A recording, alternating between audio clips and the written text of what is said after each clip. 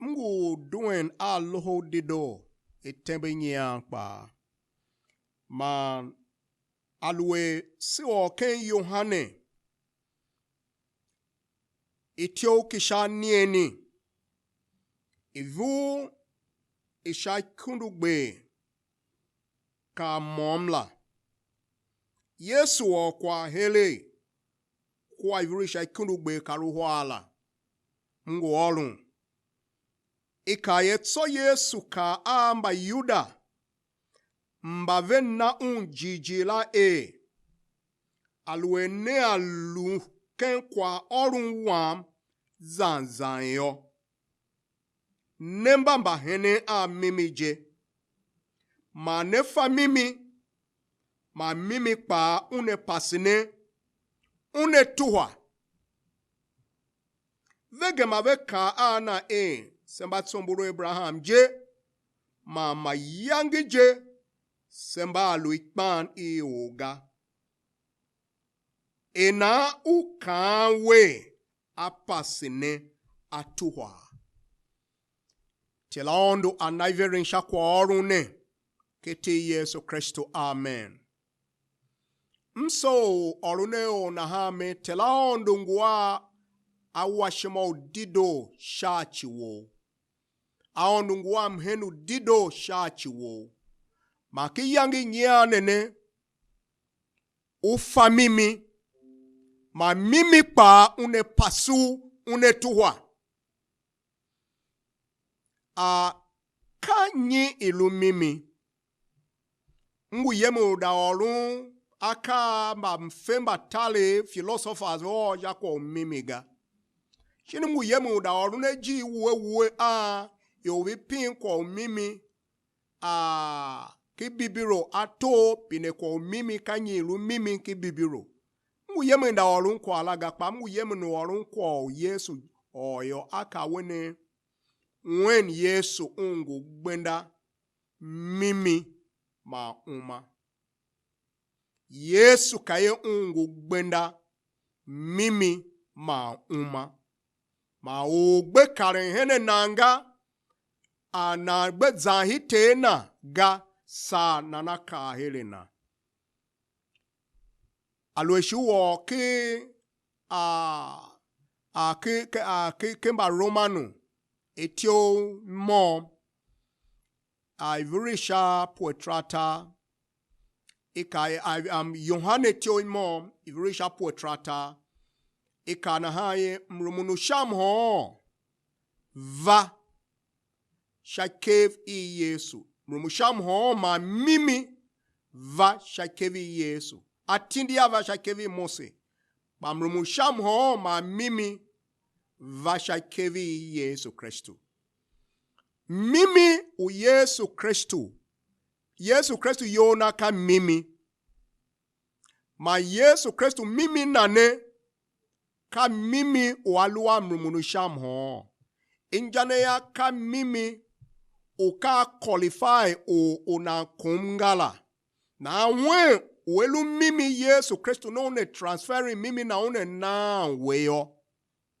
Mimi nane a qualify we. A quali. Me okwa uhomu. Ka quali. Shie fine we. Injane ya kepe uluki nyala. Ka na ko anawum komla. We bepe awo shada uva hingi. Uwe kosu sha chwae kwa mi la ka kwa lam kame kwali shie fine we. Yesu Kristo. O aluka wene ufa mimi. Manalu alu kwane mba Yuda. Ufa mba Yuda. Yesu o kwane neveyo. Kaya ufa mimi ma mimi kwa une pasu une tuwaya. Kwane ne do vega. Na mi yelevi back to their history vi kaye. Sesemba onomba Abraham. Igbeje semba alu. Ikpa shakevi oga. Semba alu kangenga. Haka hanwo waka we apasi se tuwa. Ufae o unalu a mimi waondu ne gayoka orun mimi ne. Kailu koro na ha pakana antuna. Mete seneka. Yomba vilu kan a Yesu ye. Vemba alu pangane lu tseye vilu wering. Yomba nene Israel vilu ikban shakev I herude kitalu gifti. Vivalu ikban shakev Pharaoh. Vilu ikban shakevi Pharaoh keni gifti. Vivalu ikban ya I tato u Assyria. Iva kulave yemewe kekban. Iva kulave yemewe kekban shakev I Babylon. Babylon tamato shave. Mba Medema mba Persia tamato shave. Hishi ovilu olu kwa nene pa vilu shatse nekevega. Mekara yemuda orun history veve.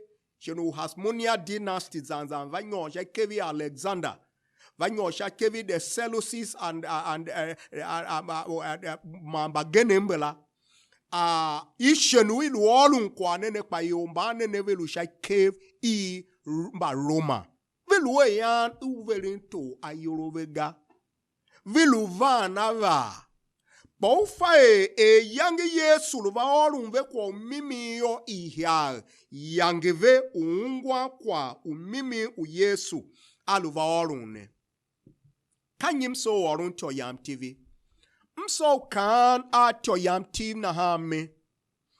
Aondu kane son uwelen kwa amba yoyo. Kanane kwa oluna umimi. Kikwa oluna la mkane mane mane. Yesu kayeka umama ka mimi kwa. Yesu temakene mkane maondo. Manenge ne ishie uyange talu tiblu kinyeme. Kame history, kamo history. Almost itiakedai history shako talu tia mmoloi mbunya.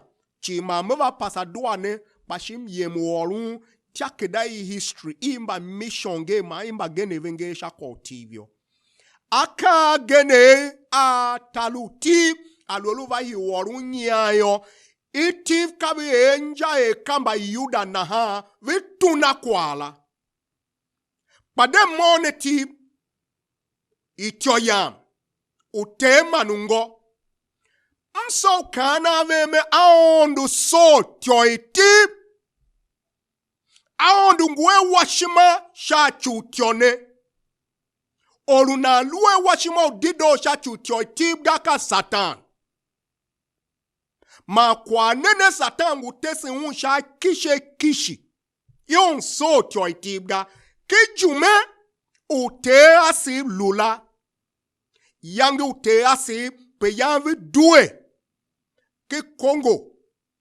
Ki nongu yo u Bantu.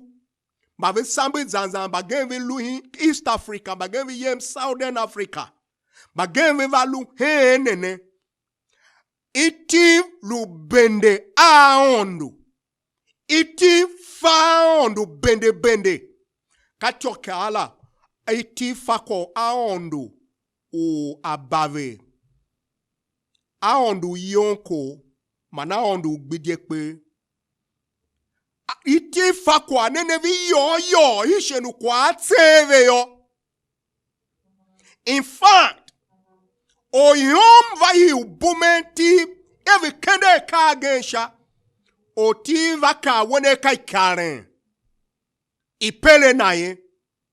Aluelu nenge shakwa karen yo. Kengi shakaren ka hama karen. Ilu zege yo. Uoko mysticism. Hama ita uluhe nene mba mythologies. Mba mythology. Injanaya aka amye aoko nyeve. Aka alanga amye. Baka ilu mit. Aka akpishioka ingene. Manu nenge sha pokpo. Uto mimi uwe nyayoka nene. Kailu iye. Kengi ikaren. Ikaren fatyo ulihe. Kumananga halata. Alwe ilihe yumya kanga halata. Ifi uyi allege ye yanti pe ka ifi u Congo. Ka zege ifi ungwe hemba wa u kasna ara uka uburu yemburu kune. Ka zege ifi aluekeni mhe uoyoku ikaren ye fatio upere oro. Ikaren la lihe gandia maika ye ka tsegungun. Aluele ka ye ka ma tsegungun ne kwa mailu guda. Pashi mailu we yeto. Ofa do shimo wandu. Alu heminti, alu kulanti, vilu yevesi. Himbana kule yo vantela ondu lukula anve chilinwe shave ma ave fakwane ivine ka atselineva alwe gbape wula noya oti adu kawusu akendi akewo ayondu uwebave aondu uyonko aondu ugbijekpe kawene atile jiji uteo kwane kwala atile ji oti fatio kan wene ondu we bave ki jumeke lala apele naga iva kaye kai karen kengi shakwala yo mimi ngunina kwala kumosi temba ye aseva bapesi musa mimi une Yima une pasone tuwane shachu manaye kazedo yo mkane maondo kaye alwe do telewe yo kade even by homo je pa vihingi hu awe shachu wasinwe ufae yangi tiblu van shabindane akule yolo gene ama lu homo vevelu hingi hu veve vi yaka ave unengi ka yanse vanyo iji nene iti yaka ve yoda kyoka isi yila yoda yo inyi fomba nene yanve luhe vi vesiga vi sambe vi luhe vi toyo shakpande vi dave vi pe yande la yila yoda kalim uyange aondu natim mbe ava wasitivu pere shimpe wa ela igamaye kai kalen iwanyo aka gane kai gbape oa shachu fa mimi une pasu une tuha mimi uti yani aondu ya nativyo ka mimi ute Yesu Kristu unyansilu olu kwa nane mimi uka apavo achu apavo ashoibo apavo atahamu satan apavo akombu apavo aife ano uyoyo wido ufatyo ulune chia uzende enge yoka mimi uyana ondu native jela aondu yange native ayega in fact yange kimasi jume ma mission va nyo hita nene shachu aondu ludi kap kava ta tipso shachu ngwe kwa shachu yone otivu hii uyange gemashima uyange naumana hite Yesu Kristu akuve Yesu ne ka o team nene ava represent alu team. In fact, alu hemen umfetada o yange colonial masters viveru alu hemen umfetada ye.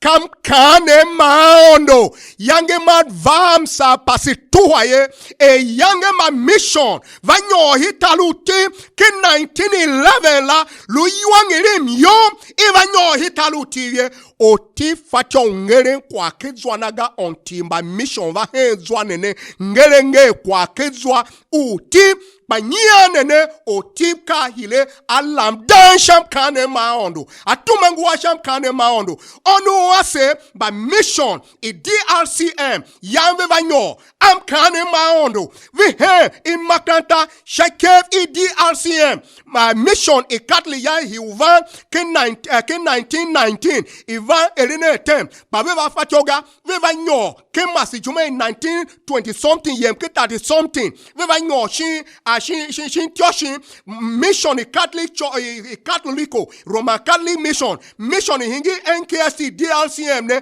kave yamvi babun talu tip sham kane maondu ye nyan o tim ahile yemchu kala ham kane maondu manene ya aonu shingu duaneve si ya radio uva yo mimi o telan kon o Yesu Kristu mimi wevem sa pasituwa ne choyam tiv aluene venda mimi ne lukikpan mimi ne buuneshe bamso walune kwa mbagene asema vihi vekere ave semba pasinem kane maondo alolu okenta do wezike ezike tioki shapo kalutala la aondo kwa here shakombela mbakuramba pasinem kane maondo elaondo tindi ma mission me vaketa nene chachu va pasin loho didolum sa pasituwa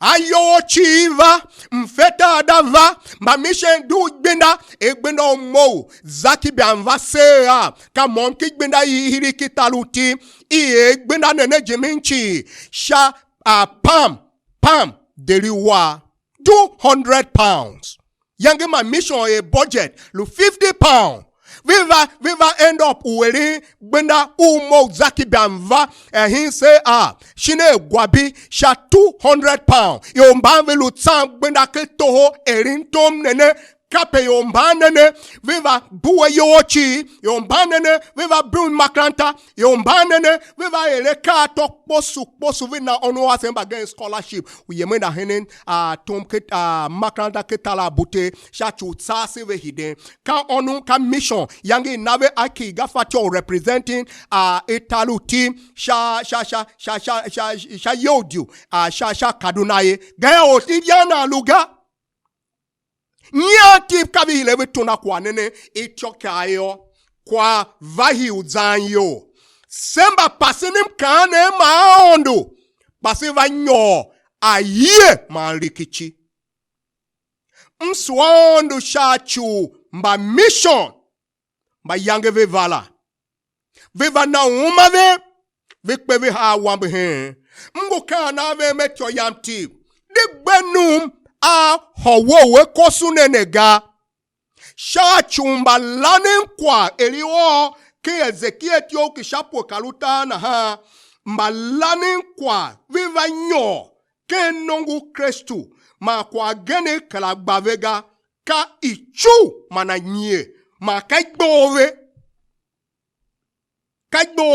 ke Ezekiel itio kisha pokaluta la mitsuet muluolun kwanene tsuwe ikaye na hayo telaonungu kan virisho nieni na haya telaonungu kan anahan ene okwa uchu manenenge mpasi waye shachu na hayo nenge mgu hiyomoven kapetele kane iwe kwalu ihom au profeti mbabe nangene mpasi uchu welu ihom au profeti mbabe nangen mpasi uchu vetsenge pasinsha yela velukene mkoho uyoabga man angeve ative kenlwa mabela ange ative kenlwa mabela uya u Israel ga shive anyo kenta u Israel paga na have afae mo mlutela ondu ye kasha chiu vetsume ayo vekae bem pa bem guga manalue yo ave ma pepe gayo nenge vegema veshie ivue ka amba veshie ivue lawe unegba ano zege wula ngere ma sala venge ne awombu atame ne aha mani jevele humbe yeka so zum ukpekpe ga une gbayo akala pine kwa uneshie unvuela nguhanaga na hayo tela onungu kane meyo hon sha jevele humbe sha ishema vihin yam ano zege wura ngere ma sala venge sha yu yam ma uzege mba wombo sha ishema vihin sha utimiun kape meyo ho pepe uneshi unvuela meyo ho unjela amande shimnya na ha ima kine kie duesha unegba unegba ma nepa atim nekimi ma ne afaye mo mluteye kwa ioken ezikiene injaneya kanongu Kristu luwe mimiye Kaso pastors mamba pasinim kane maondo mamba ivange siluo mimiye kase siluwe mo sibu yolo she uwalun kwa Yesu pe pasive tuwaye ma sa pasituwa ve kaufa mimi wo kaukengi nyenwo ukengi metomu satan yanzulewe ukengi kwa wondo aweshimawe ma uva kengi kinim kanem na kwa waondolu walun shakwa wo na hanu tsuwa kwa usola talu timye nulune na chima mission va hishenu mission va nene kanye ka mission va amini semba pasinim kanem maonu maiwe kwa nesha kevya sine nyan si yem ika ikwa yanwa si maigbo yase shachu sinenge ba party mba yin yo mba viluke government viluwe ne ka mbai nyia ne nesamba pasinim kane maondo ko nenge ichu semba se luke Pentecostal jia nyoyo eli luke mba gene mba inkesti mba fada mba anglika mba ekwa na ha mba viluke semba se luke Pentecostal mba aondu yanga duwe Pentecosta hita nene chachu atesi kwa tahambu aondu tahambu msen tahambu chianji jingu welene msen umsa pasi tuwa mission bagene mblavi fatya ukendine minga iva tesise uwarunkwane mission bagene mblavi kwa vulu kendine pala yolu umba unyimba vihi gemana sema ke mission iyangi ivai DLCM la yangi wave mkom ishenu yangi esho doyo iso ima ki pala hiishi elaje ilu kendine pala sha mba pasinim kane ma ondo seva ondo pla si yem kwa yan si yem wo wuleve sha solobo ayo kana weye ka kwaga hishenu bemeluga pamba ye bembo o pastors mba ivange manu profeti mba gene jio ka ukomba yoro vi gema semaga vi fa duwa ne kwaga kwa ondo tsakpa benishon woma vega pa vi nengiye kwa waduwa ne hingi kpenga vi mo vi nyo kwa ne ka ukomba asolobo ao nungu kayo ngu ihomove alwe ne fagayo tela nungu seni nyomi gela yangem kave me nyomi 2024 ye tawe ye so bambela mbavi kolondu mave neondu jiji vilu yemene nayo nyomne ye lemve ninenge poroba hingiga ninenge kalu vatemga bamba gene mbavilungwa naondu vilu dondu yo aka lemve o aondu ne waseveve eleka veve kolove shaka azahemiyo semba pasine dua nenge yomba gene de aka achieve by kare evi yala cho yang mbana ha pa moyam hilem pasi karen yam ngwe karen yam clean hilem ye makanta ke mi ton makanta ka hachu mmere nyega ngo pasi nem kane ma ondu he me mo hige pa me da e kwa gene alwe mo higen pameda e kwa gene anam teacher ke secondary school shin pegene ke tertiary institution pametesi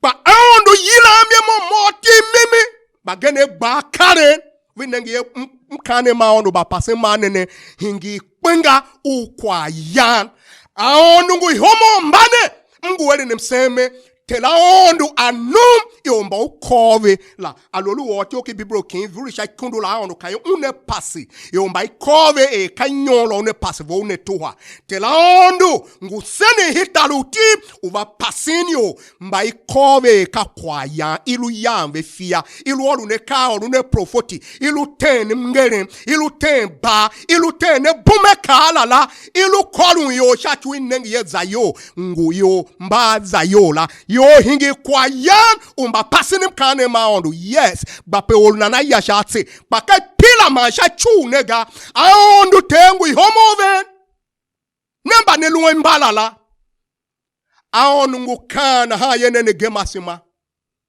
Yesu kamimi atindi sese wo mimi atindi sese wo chuga nguihomo hama chu nguihomo hama ye ko ilu chiri yo kapu ilu tsunve ilu nambe mhenu wa ye lala Yesu Kristo vova san yo pasin tuwa maka mimi umkane maondo ne kawo mimi yo mimi ne ka bu na nashe sitesi yo ase yo mbagene completely mbakla erin tonke tie ga kavendeje we ko waseyemge we yamunje ida evemse we ba ha ki shure we ba ha ki kwanene we mbagene yo we tonyari we yemba da nayo even bamse Yesu Kristo kaye ka gbirin shimba na ka gbirin pa meluza hemene tiesin nene a ki hemen pakwa mom umlukana venyo Yesu ne kane yimo ya no umana sawe pasatuwa ano umana plapla satama tsab ma azo ma hamanja kwa ilukla luwe gesha wega uzendeve Yesu Kristo ke plapla yomba onu po gema we hingi kwa ya woga nembela mbanelu ngoho Yesu gayo nyanene mvagbenda ogene ngoho ne Yesu ngohone Yesu ngoru na kasha chukorum kishima ngohone Yesu ne une pase ne une tuwa erim senve mo kawe Yesu terim mo shobo ne mvave deme shobo yam mtsume panya ne mungwa moyo ngu hide henewe no temato ke woma wam pam msu elungu msen wam na ha keti Yesu Kristo amen.